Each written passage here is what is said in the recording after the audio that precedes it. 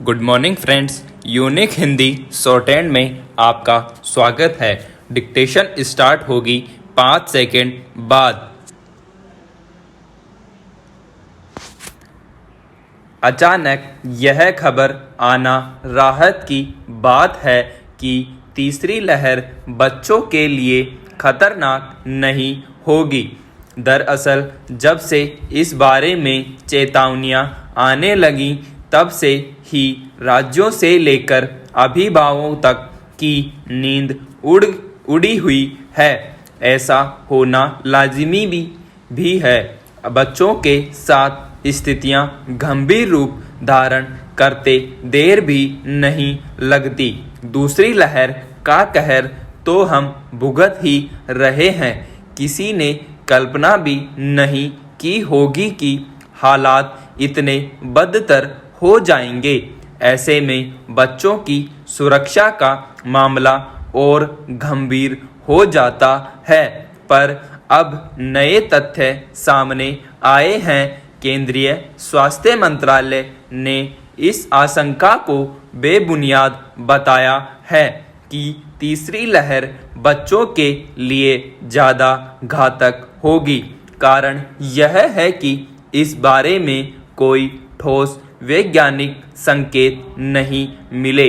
जब कुछ दिन पहले ही केंद्र सरकार ने प्रधान वैज्ञानिक सलाहकार के विजय राघवन और केंद्रीय स्वास्थ्य मंत्रालय ने बाकायदा चेतावनी दी थी कि तीसरी लहर बच्चों के लिए सबसे खतरनाक होगी।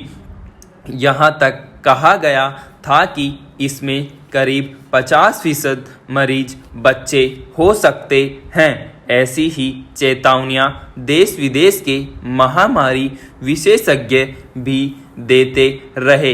इन चेतावनियों के साथ ही स्वास्थ्य मंत्रालय ने राज्यों को सतर्क करते हुए एहतियाती कदम उठाने को भी कहा था। इसलिए ज़्यादातर राज्यों ने इस खतरे से निपटने की तैयारियां शुरू कर दी। कुछ राज्यों ने बाल कोविड केंद्र और विशेष कार्य बल आदि का बना लिए हैं। महामारी के पूरे परिदृश्य को देखें तो विषाणु के नए नए रूप ज़्यादा जानलेवा साबित हो रहे हैं। कुल मिलाकर ऐसी जटिल स्थिति बन गई कि किसी को कुछ नहीं सूझ रहा। वैज्ञानिक और चिकित्सक खुद हैरान हैं। कभी लग रहा है कि तीसरी लहर बच्चों के लिए घातक होगी, कभी लग रहा है नहीं होगी। हालांकि ऐसा खतरा नहीं मानने का आधार पहली और दूसरी लहर के आंकड़े ही हैं। अभी तक बच्चों के संक्रमण के जो मामले आए भी वे गंभीर नहीं थे, जबकि पिछले एक महीने में बच्चों में संक्रमण के मामले कुछ तो बढ़े हैं। इनमें शिशुओं से लेकर किशोरवय तक के बच्चे हैं। एक और तर्क दिया जा रहा है वह यह कि विषाणु जिस रिसेप्टर के जरिए कोशिका से जुड़ता है वह बच्चों में कम होता है। इसलिए बच्चों को ज़्यादा खतरा नहीं होगा। वैसे यह विस्तृत अध्ययन और शोध के विषय हैं।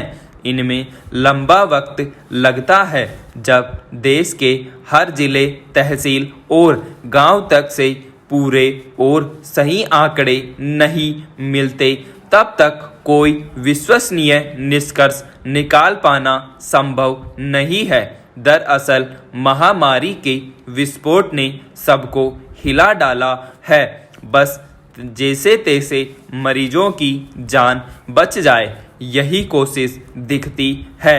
तीसरी लहर का कहर कब और कैसा होगा कोई नहीं जानता। विषाणु के स्वरूप से लेकर महामारी के इलाज तक पर चिकित्सक और वैज्ञानिक उलझन में है। प्रधानमंत्री ने विषाणु को बहरूपिया और धूर्त की संज्ञा दी है। पता नहीं किस रूप में कब कहाँ हमला कर दे।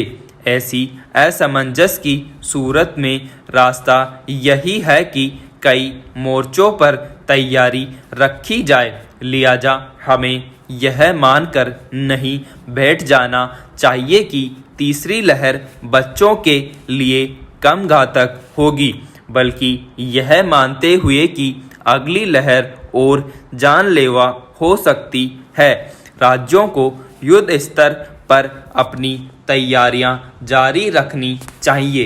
वैश्विक महामारी कोरोना एक और अपना कहर बरपा रही है।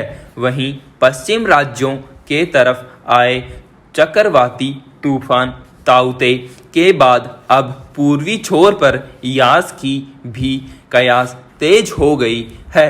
गौरतलब है कि आपदा प्रबंधन और उससे जुड़ी व्यवस्था को दुरुस्त और चौकस करना तय किया गया है, जिसमें आपदा राहत में 75 टीमों को लगाया गया है। साथ ही लगभग 20 टीम को आपातकाल के लिए तैयार किया गया है। राज्य और केंद्र समेत सभी आपदा अधिकारी भी यही प्रयास कर रहे हैं कि समुद्री सीमावर्ती क्षेत्रों से लोगों को हटाया जाए, जिससे कम से कम जान माल का नुकसान हो। राष्ट्रीय आपदा प्रबंधन बल हमेशा से देश के नागरिकों को आपदा से बचाव राहत कार्य करता आया है। तकनीक और भूगोल में लगातार हो रहे विकास के कारण ही यह संभव हो पाया कि चक्रवात के आने का अंदाजा, तीव्रता और प्रभाव पड़ने वाले क्षेत्रों की जानकारी पहले ही मिल जाती है। अन्यथा पहले आपदा आने के बाद ही राहत कार्य शुरू हो पाता था, जिसके कारण भारी जान माल का नुकसान राज्य और देश को उठाना पड़ता था। हालांकि अभी भी कई क्षेत्रों में बेहतर तकनीक की आवश्यकता है, जिससे कि भूकंप जैसे प्राकृतिक आपदा के विषय में भी जानकारी मिल सके। उससे भी ज़्यादा जरूरी है यह जानना कि आखिर क्यों प्राकृतिक आपदाएं हो रही, क्या इसके पीछे प्रदूषण और हम नहीं हैं? क्या इसको लेकर ठोस और महत्वपूर्ण कदम नहीं उठाने चाहिए? पहले हम लाखों करोड़ों खर्च करके फैक्ट्री लगाते हैं, कार खरीदते हैं, प्रदूषण फैलाते हैं, उसके बाद फिर लाखों करोड़ों खर्च करके वातावरण और जलवायु परिवर्तन पर बैठक और सम्मेलन करते हैं। इससे बड़ी विरोधाभासी बातें और क्या होंगी? बेहतर होगा कि हम प्रकृति के अनुकूल ही कदम उठाएं। महामारी ने सभी के जीवन को पटरी से उतार दिया है। इसमें विद्यार्थियों की पढ़ाई का खासा नुकसान पहुंचा है, खासकर उनकी जो इस समय अपनी बोर्ड परीक्षाओं की तैयारियों में जुटे हुए हैं।